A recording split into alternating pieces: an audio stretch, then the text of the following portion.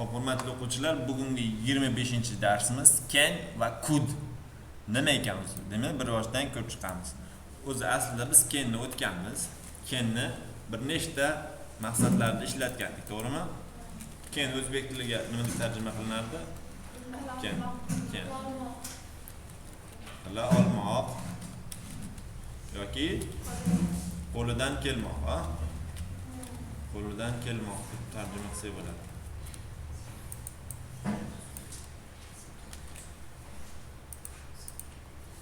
Xo'p, uni ishlatilishi qanday edi? Birinchisi qobiliyatni ifodalashda.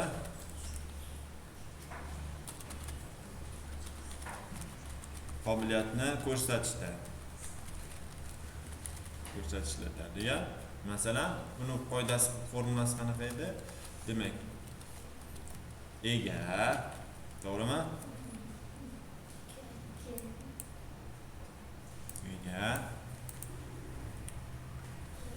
Egaga qo'shamiz can, unga qo'shamiz verb 1, fe'lning birinchi shakli. Bilan ketaveradi.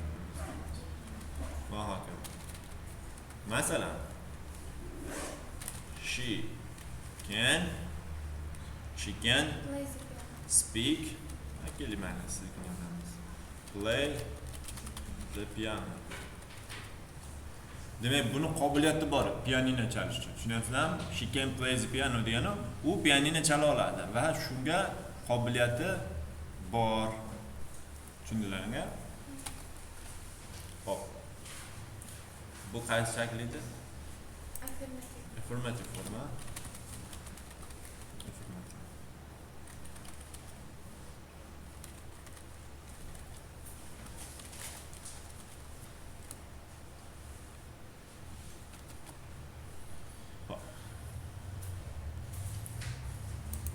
Endi negative forma.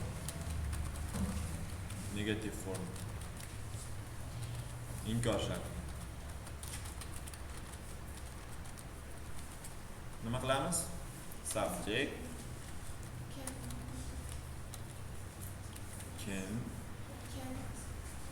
can't. Uni uzun formasi qanaqa bo'ladi?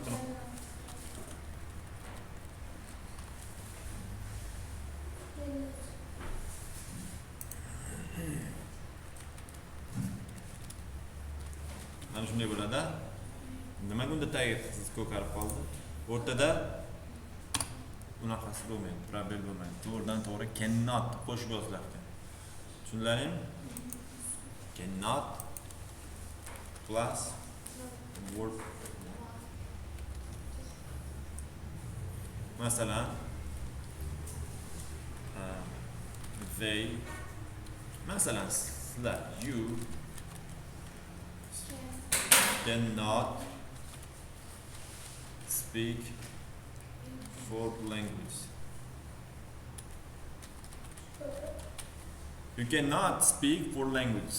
Siz 4 tilda gapira olmaysiz. Yo, bormi oralaringda? I don't think so. Ne deb o'ylayman? Tushunarliga?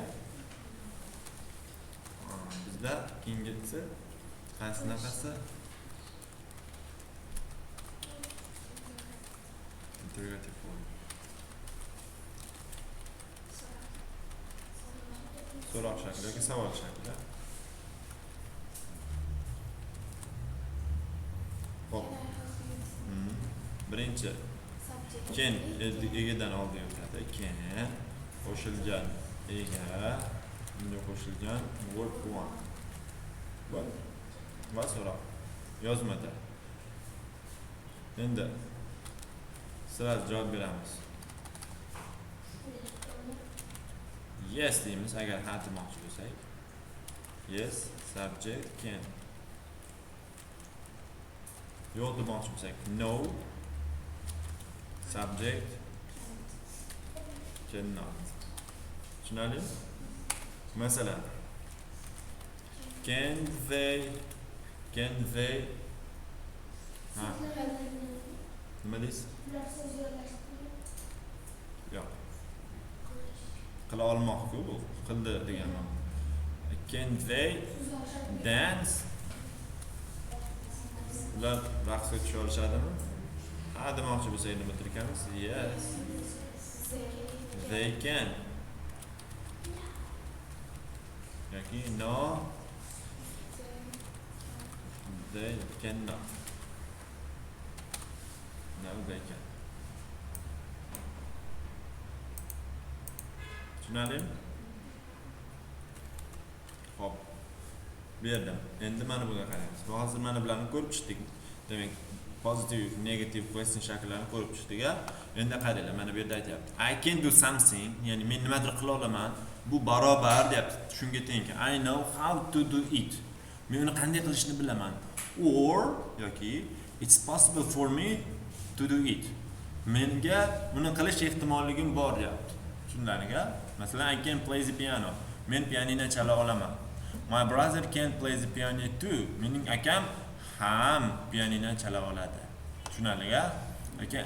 Anna can speak Italian but she can't speak Spanish. Anna italyan tilida gapira oladi, lekin ispan tilida esa gapira olmaydi. Demak, savol shaklida aytyapti. Can you swim? Siz olasizmi? Yes, but not very well. Yaxshi emas unchalik. Can you change 20 pounds? Nima 20 poundni change degani maydalab bermoq. 10 millini maydalab bering, 2 milliga bering deb kiramiz-ku. Xuddi shunaqa. Can you change 20 pounds? 20 pound maydalab bera olasizmi? I'm sorry, I can't. Ilojim yo'q. Hop, Bill and Jenny can't come to the party next week. Bill va Jenny keyingi hafta bazmga kela olmaydi. Tushunarlimi? Yana bizga o'rgatib ketyapti. In the past. In the past bu o'tmishda, yesterday, last week, ya'ni kecha, o'tgan hafta va hokazo. Cann'niki could bo'lar ekan, can'tiki couldn't bo'lar ekan. Tushunarlimi? When I was young, nima edi? Men Yoshligimda. When I was young, yoshligimda I could run very fast. Tushunarlimi? Yoshligimda tez yugura olardim deyapti. Buni ham o'tib ketamiz sizlar. Demak, kendi tushundilaring-a?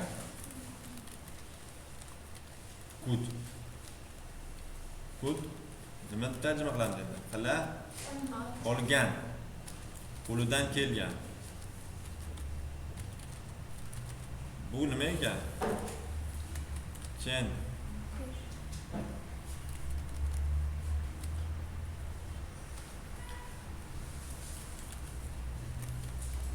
Can. Ning o'tgan zaman. Zaman shakli ekan. Could bu nima ekan? Can'ni o'tgan zamon shakli ekan. Masalan, hop. I can. Hop. Mana deylik, I can't run very fast now. Men hozir tez yugura olmayman. Bu qaysi shaklda yozdim? Can, mana hozirgi zamon shaklida yozdim, ha? I can't run very fast. But ammo I could run when I was 19. Misol. 19 yoshligimda qila olardim. Tushunarsiz? Hozir tez yugura olmayman, lekin 19 yoshligimda tez yugura olardim. Tushunlaring? Yoki I could yoki I must endi boshqa ega qo'yamiz. She could nima qila olgan? She could swim. U suza olgan. Hozirchi now she can't. Hozir uxla olmaydi. Tushunasizlarmi?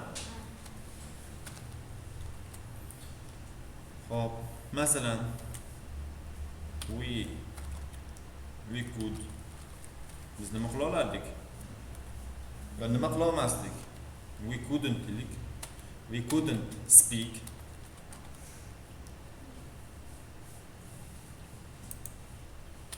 We couldn't speak English before. Oldinlari biz ingliz tilida gapira olmasdik. Hozir ham gapira olmaysizlar. Nima deymiz endi? We couldn't speak English before. But we can speak English like a bird now. Hozir qushdek sayrayapmiz. Qushdek sayra olamiz yana. But we can speak English like a bird now. Tushunyapsizlar? Kud bilan kenni kim tushunmadi? Xo'p. Before she came to Britain, yani Britaniyaga kelishidan oldin, she couldn't speak English. U ingliz tilida gapira olmas edi. Now she can speak English very well. Hozir u ingliz tilida yaxshi gapira oladi. I was tired last night. O'tgan tunda charchagandim, but I couldn't sleep. Demak, uxlolmadim. Xo'p, Bill and Jenny couldn't come to the party last week. Demak, Bill va Jenny o'tgan hafta bazmga kela olmadi deyapti. Buni tepasiga qarasak, mana tepadagi gapda. Bill va Jenny keyingi haftadagi bazmga kela olmaydi dedi. Bir hafta o'tgan, bazm bo'lgan, keyin undan bir oydir, necha kundir o'tgan, keyin yana ikkitasi gaplashib o'tirib, Bill va Jenny o'tgan hafta bazmga kela olmadi. Tushunarlimi? Bir hafta o'tib oradan. Xo'p. Endi we use can you or could you when we ask people to do things. Tushunarlimi? Ya'ni biz can you ni bu yangi qoidasi. Biz can you ni yoki could you ni nima deyapti? When we ask people to do things, biz odamlardan biror narsa qilishni so'rasak ishlatar ekanmiz. Tushunasizlarmi? Can you open the door please? Hop.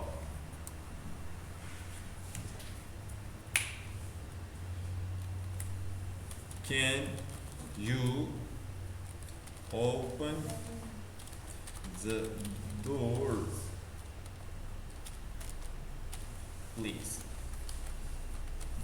Eshikni ochib qo'ya olmaysizmi? Qayerda?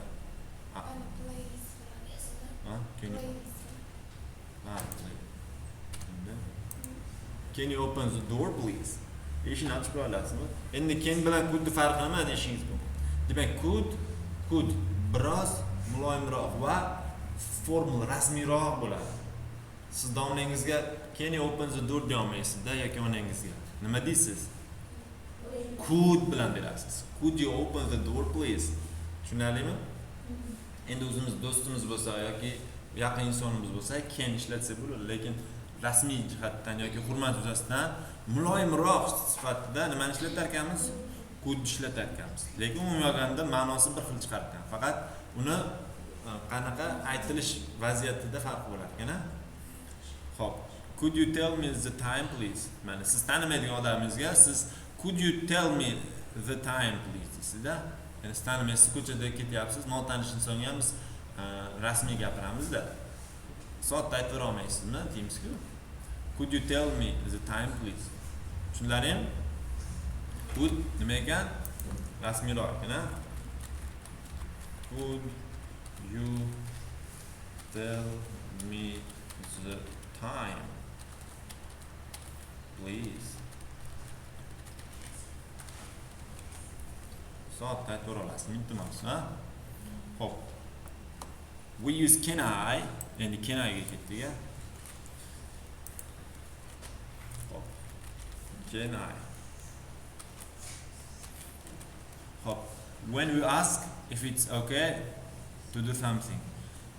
Biz can I ni ishlatar ekanmiz qachonki biror bir ish qilishimiz okaymi? Ya'ni yaxshimi deb so'rashda kimdandir ishlatar ekanmiz. Tushunyapsizlarmi?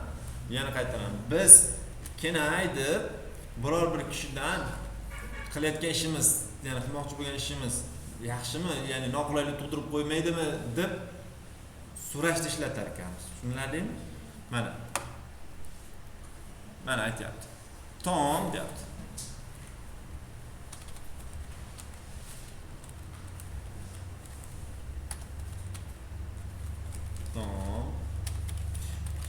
Tom, can I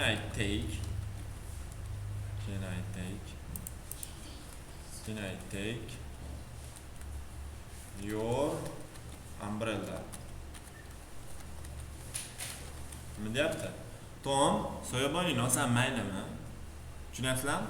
Ruxsat so'rayapti. Va u bu qilayotgan ishi unga noqulaylik tug'dirib qo'ymasmikin degan ma'noda can I deb so'rayapti. Can I take your umbrella? Soyaboning olsam maylimi? Hop. Yes, of course. Ha, olaver. Ha, olaver degani emas. Yes, of course degani nima degani? Ha, albatta degani. Endi biz sodda qilib, qishloqcha qilib, ha, olaver degani-da. On the phone deyapti. Telefonda, telefon jiringlayapti. Alo desa, hello deyapti. Salom. Can I speak to Gary? Please. Endi shu Gary desa yoki Jerrydirmi, bilmadim. Gary bo'lsa kerak. Gary Potter'dagi Gary. Bu Henry yoziladi. Mayli, u muhim emas.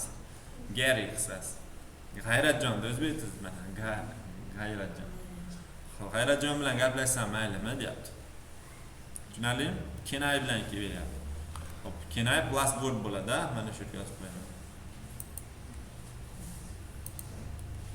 Can I plus word 1. Tushunarlimi? Can I plus word 1 bo'ladi. Mana can I take bo'lyapti. Fe'l shaklida. Tushunarlimi? Hop, we use can I have. Endi bo'lsa nima kelyapti? Can I have kelyapti. Hop.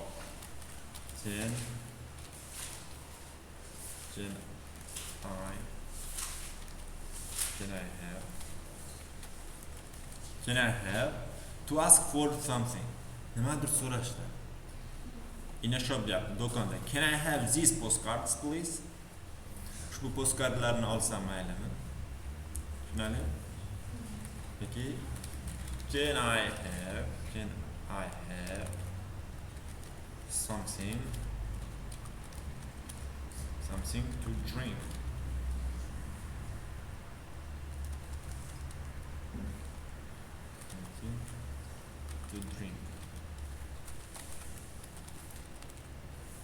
Biror narsa ichishga bera olasizmi? Ya'ni can I have something to drink?